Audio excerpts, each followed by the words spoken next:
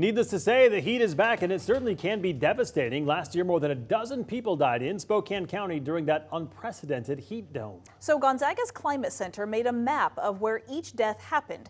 KREM 2's Cody Proctor gives us a breakdown tonight of what they learned. When we look at the map, we can see that each of these spots are dotted all across the Spokane area, with the majority being listed in downtown. But there are other similarities when we continue to break them down further. Let's take a trip back to last summer when temperatures soared and baked the inland Northwest with extreme heat.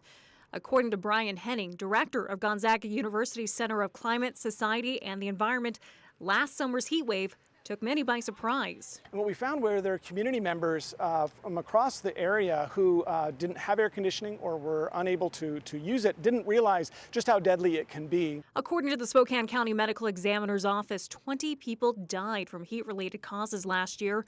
Of those deaths, 16 were used by Gonzaga's Climate Center to create this map. Of the deaths mapped, most took place July 1st. When we break down the deaths mapped by age, we can see most of the victims were in their 60s and 70s.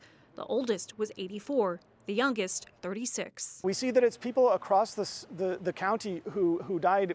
Frequently, though, it's people who are older and have pre-existing health conditions. According to the medical examiner's report, most of the deaths took place in the victim's home, which had, quote, inadequate ways of regulating temperature, end quote. Poor neighborhoods, and unfortunately Spokane has too many of them, end up frequently having less tree coverage, and therefore they're more vulnerable. They may not have an air conditioner, or if they have one, they're not able to run it because of unable to pay the electrical bills. It was last year's extreme heat that sparked the Climate Center's new initiative, Beat the Heat Spokane. This past Saturday, a group of volunteers drove through Spokane, mapping the city's hottest neighborhoods using sensors to figure out the city's urban heat island. Henning hopes the data generated from the study can be used to figure out a plan so that next time Spokane faces a heat wave, everyone can stay safe. No one should be in a position of dying, and with good preparation and good community-minded spirit, we can actually make sure that the next time this happens, that we're better prepared.